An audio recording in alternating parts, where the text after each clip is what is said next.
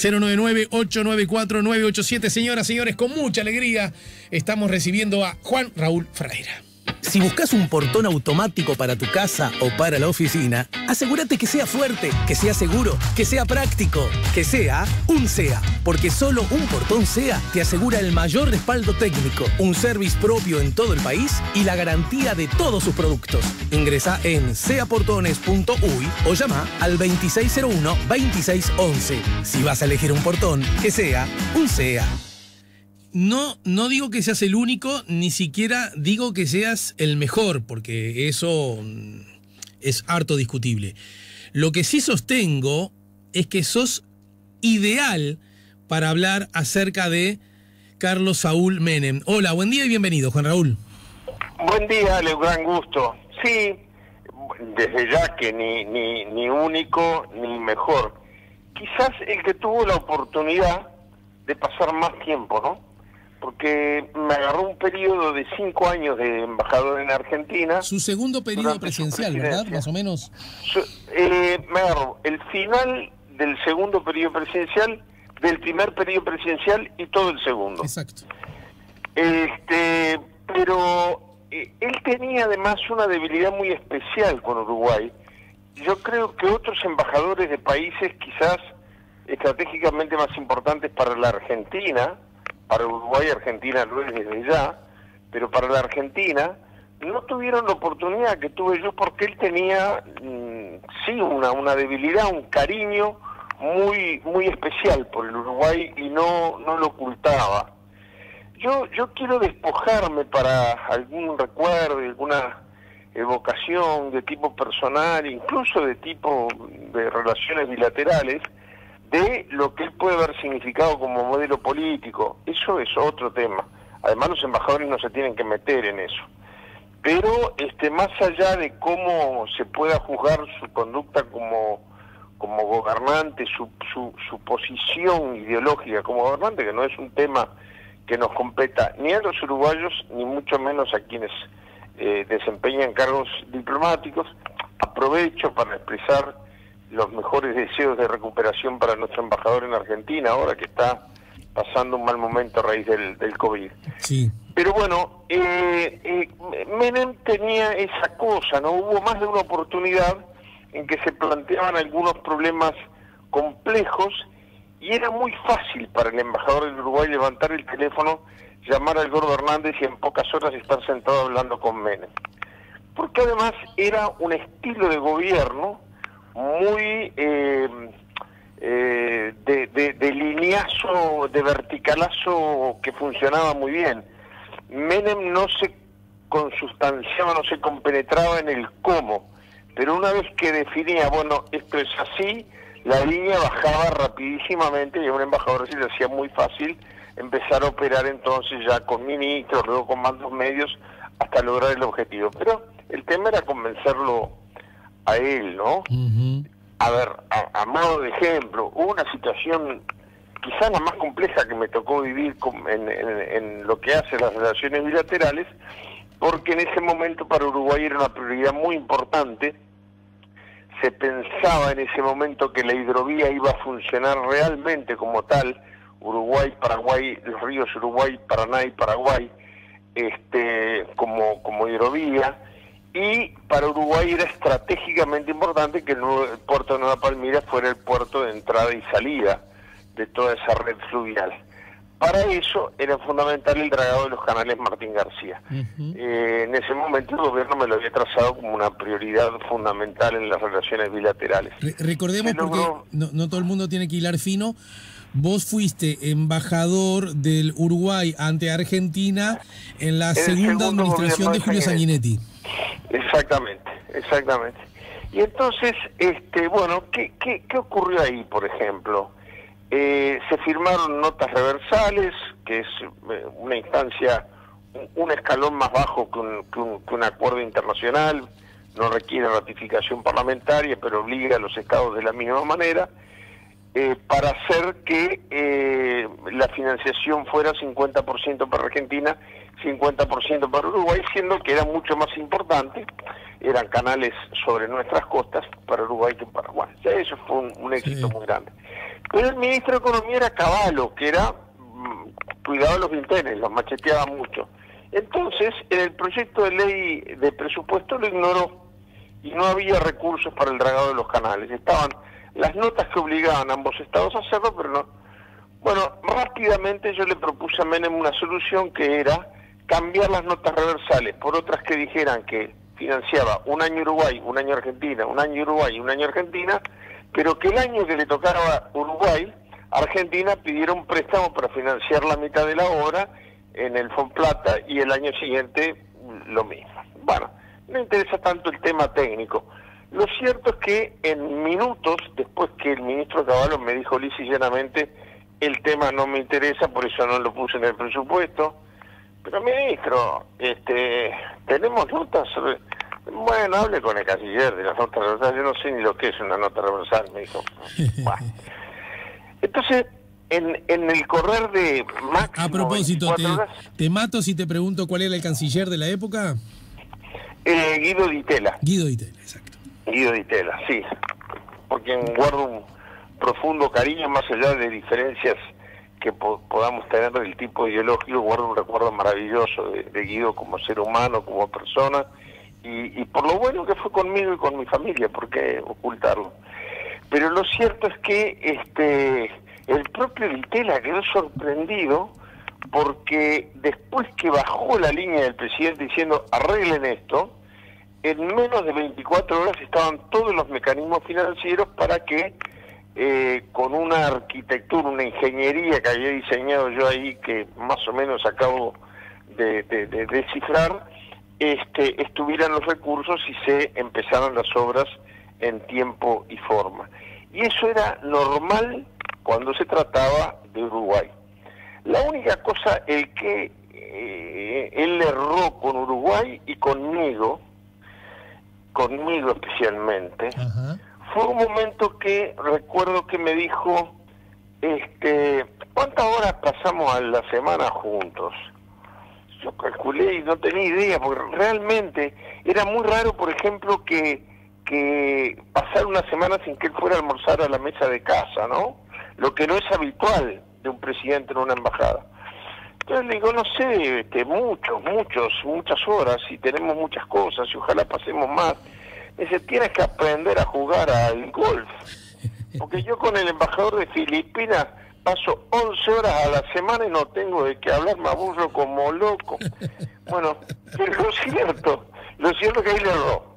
Porque hice lo imposible, Alejandro, por aprender a jugar al golf y nunca salí del driving. No hubo caso. No hubo caso, nunca llegué a caminar arriba del pasto. Me quedaba ahí en el kiosquito donde tengo que pegar el primer pelotazo, iba para cualquier lado.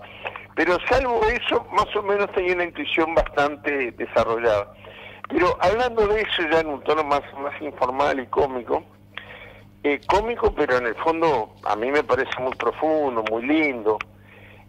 Durante la transmisión que hicieron los canales argentinos, ahora en tiempo de pandemia uno puede seguirnos más ese tipo de noticias, me impresionó mucho la cantidad de referencias a la cocina como lugar físico, ¿no? Había un momento, por ejemplo, que en la propia fila a la entrada del Congreso de la Nación habían varias personas que se veía que varias personas, dijeron los partes policiales, varios masculinos, que evidentemente integraron un colectivo, un sindicato, algo. Se acercó a la televisión y dijo, ¿y ustedes por qué están esperando acá para ver despedir los restos del expresidente Menem? Y uno de ellos dijo, porque somos todos mozos o ex-mozos del Hotel Alvear. Y él nos trataba con tanta deferencia y cada vez que terminaba alguna actividad en el hotel, se iba a tomar un café o unos mates a la cocina. Bueno, hubo varios episodios referidos a la cocina y a mí me hizo recordar una vez que un expresidente, no importa quién, estaba de visita por Buenos Aires. ¿Un expresidente uruguayo? Sí. Un dirigente político uruguayo estaba de visita, un viaje totalmente no oficial. Entonces yo llamo a Hernández, su secretario... ¿Pero fue antes o después de ser presidente? Bueno, me estás queriendo sacar el nombre de una manera. No, había sido. Había sido. Y no tenía un relacionamiento muy fluido con el presidente Menem. Pero yo quería dar una comida y que fuera Menem, romper un poco el hielo, etcétera. Era una cosa meramente social, no era, repito, un viaje oficial. Y Menem aceptó inmediatamente. Además, en casa se hacía a veces comida árabe, cosas que a él le fascinaban. Entonces, yo no me imaginé, no preveí que no había tema de conversación. Ellos hacían unos silencios tremendos. En determinados momentos le sirven, no me acuerdo que había comercería, pero le sirven la persona encargada de servirle la comida, servir la comida en la mesa, y él lo mira así y no reconoce a un camo que era amigo de él, ¿se ve? Y dice, Juan Raúl, dice, ¿dónde está Hernán?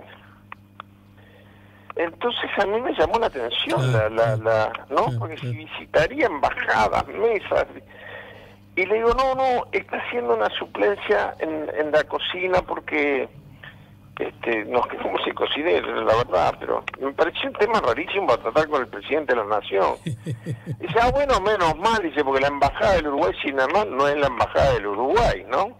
O sea, yo era una figura secundaria para él en el escenario de los íconos.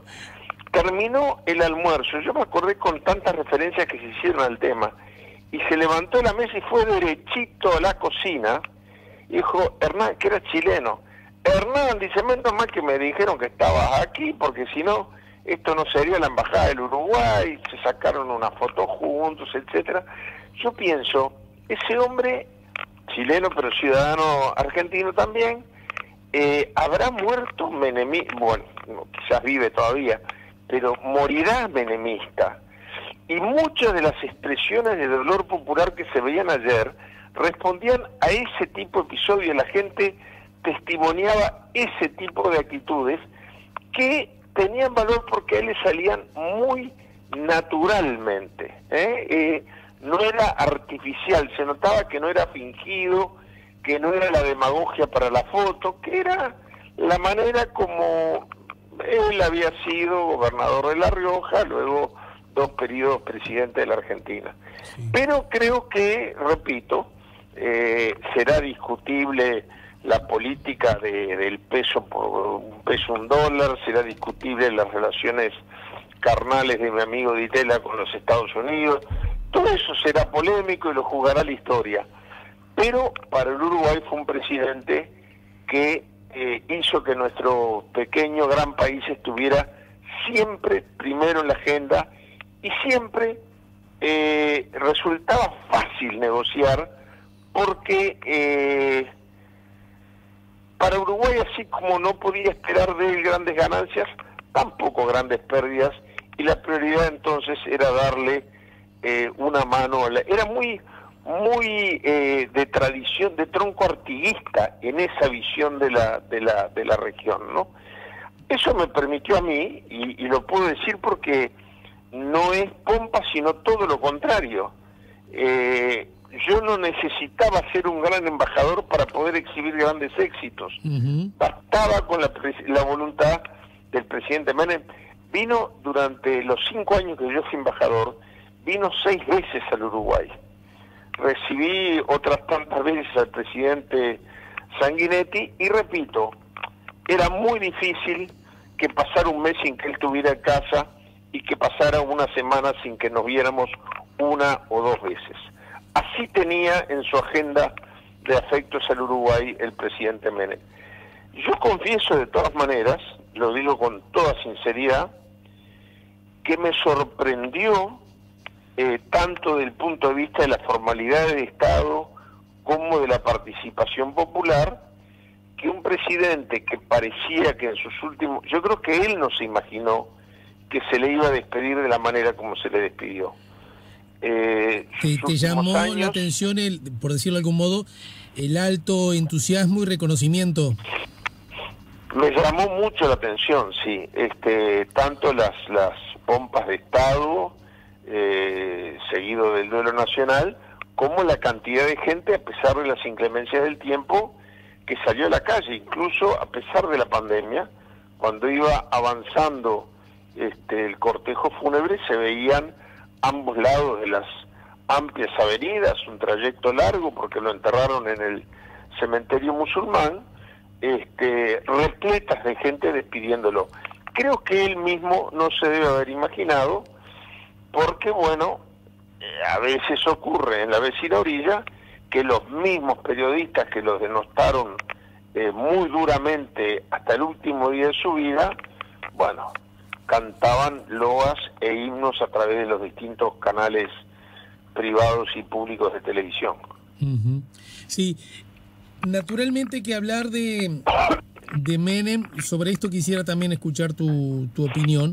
Hablar de Menem es también hablar de un enclave histórico internacional, donde, digamos, por decirlo de algún modo, el viento liberal, privatizacionista, el identificar al Estado como la gran razón de todos los problemas, terminó en una política muy de aplicación muy intensa, muy a fondo, terminó volcando a la pobreza y a la exclusión a muchas personas, ¿verdad? A muchos millones en Argentina.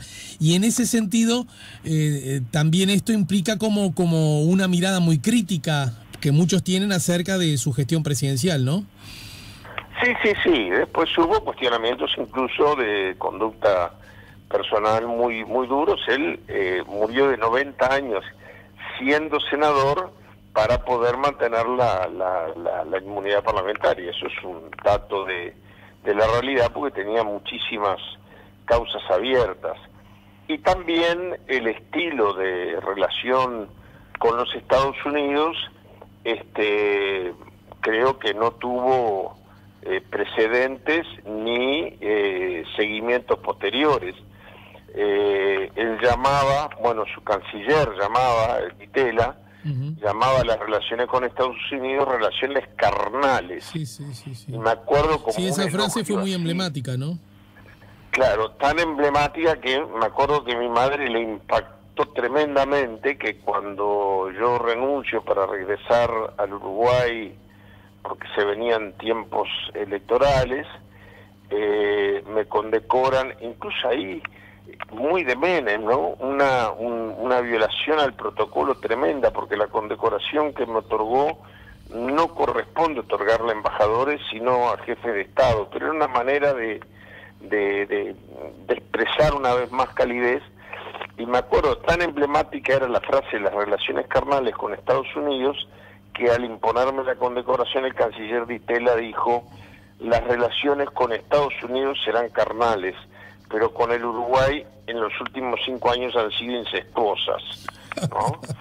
Así que imposible que me olvide de la acuñación de esa frase para escribir las relaciones con Estados Unidos. Sí. Bueno, de hecho, yo pude conocer a instancias de Menem, que me llamó de la mesa donde estaba sentado para que me acercara a tomar el café con ellos.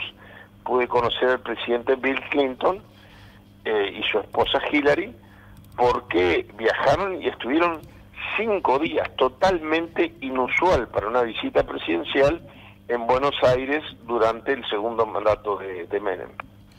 Exacto. Después, a mí me gustaría en el final, porque yo recuerdo, esto incluso antes que vos fueras embajador, él cuando llega a la presidencia de la República de Argentina, no llega bajo la consigna, esa consigna que es muy emocional, pero muy, desde mi perspectiva, muy pobre desde la mirada política y republicana. Síganme, no los voy a defraudar, ¿no? Es decir, que a mí siempre me ha parecido muy peligrosas esas lógicas, aún cuando el que las esté diciendo pueda coincidir con mi pensamiento o viceversa, ¿verdad? Porque yo creo que las repúblicas se construyen en base a ideas, no en base a apoyos enceguecidos o fundamentalistas, ¿no? Y esa postura terminó que ocupara el sillón presidencial un hombre, digamos, de voraz vocación privatizacionista y liberal, cuando en realidad ese no había sido su discurso preelectoral necesariamente, ¿no? No. Bueno, eso hay que enmarcarlo en lo siguiente. Yo recuerdo, yo lo conocí antes de ser presidente, porque él vino al Uruguay a un rally que hubo en Piriápolis, visitó la Comisión de Asuntos Internacionales y venía acompañado, uno de sus secretarios había sido un compañero de exilio mío, a raíz de lo cual nos conocimos cuando terminó la reunión con la Comisión de Asuntos Internacionales. Pero él era gobernador de La Rioja y nadie daba dos vintenes porque él pudiera ni siquiera obtener la candidatura del partido peronista. Cuando él gana las internas peronistas y se transforma en el candidato, exactamente, a Cafiero, que sí era un viejo amigo de muchos uruguayos y que en el caso, para hablar con total sinceridad, en el caso mío me tocaba una fibra muy sensible porque era un entrañable amigo, su opositor dentro del partido peronista, un entrañable amigo de mi padre. Bueno, de hecho nosotros cuando regresamos al Uruguay nos alojamos en el Hotel Colón, que era del propio Cafiero, que nos dio 2 pisos, uno para oficinas y otro para alojamiento de toda la familia. Sí, ahí frente al obelisco, ¿verdad? Frente al obelisco, en la calle Carlos Pellegrini. Bueno, y todos nos sorprendimos de que él le pudiera ganar a Cafiero. Ahí viene la debacle económica del gobierno de Alfonsín. Sí, sí. Tanto que él asume 6 meses antes, porque el periodo entre la elección y la transmisión de mando era demasiado largo, y Alfonsín se da cuenta de que el país se hacía añicos en ese periodo en que ya venía una hiperinflación. Yo recuerdo de haber estado en Argentina y los comercios abrían para mantener la clientela, pero no te vendían nada porque no sabían a qué precio iban a reponer los productos. A ese nivel llegó la hiperinflación los últimos meses de gobierno de Alfonsín. Él entonces hace una campaña electoral muy contestataria, hoy se llamaría populista, netamente populista, y por lo tanto después llama la atención porque, claro, el famoso síganme, las frases de su primer discurso de proclamación, como tuvo éxito, quedó luego como consigna publicitaria: síganme, como tú decías, porque no los voy a defraudar. Después era la foto de él con un síganme abajo y aquellas enormes patillas que tenía imitando a Facundo, y realmente no se esperaba un gobierno de corte liberal, proamericano y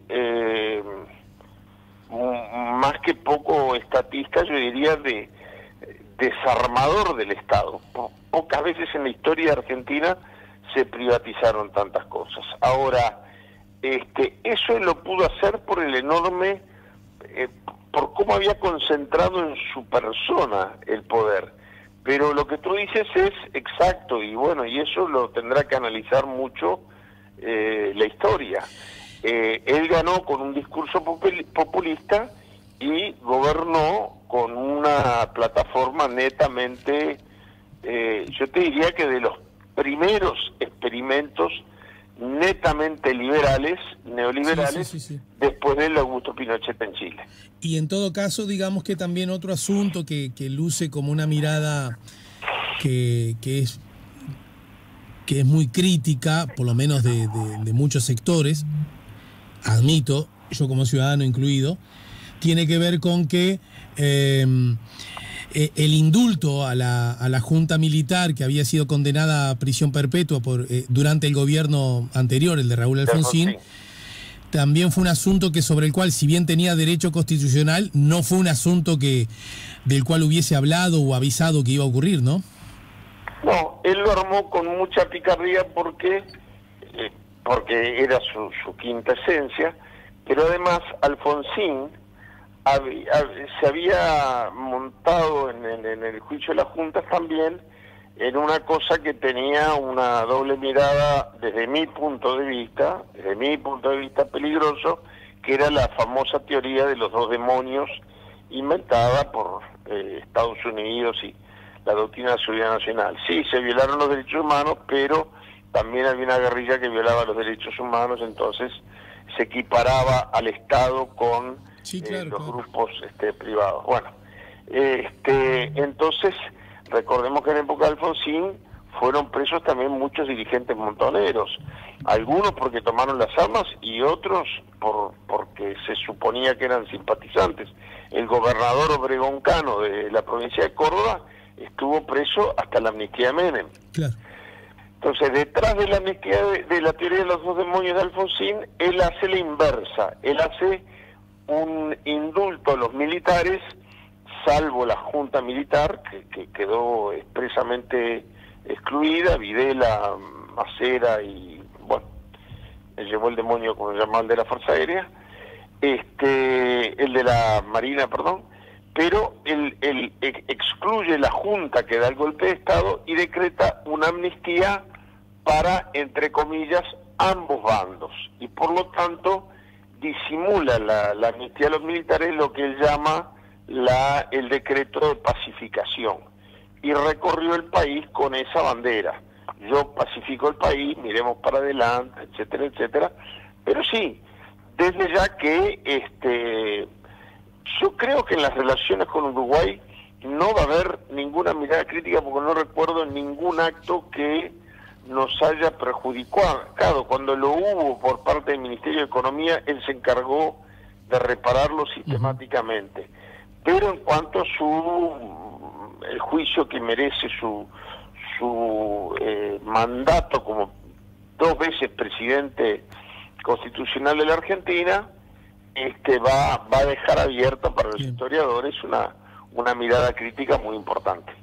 Te mando un abrazo grande, Juan Raúl. La seguimos la semana que viene, ¿te parece? Cómo no, un abrazo grande, Alejandro. Gracias por todo. Juan Raúl Ferreira nos ayudó a poner la mañana en camino.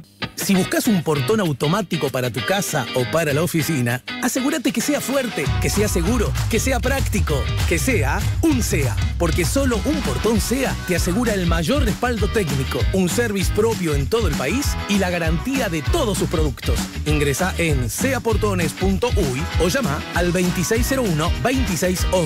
Si vas a elegir un portón, que sea un SEA.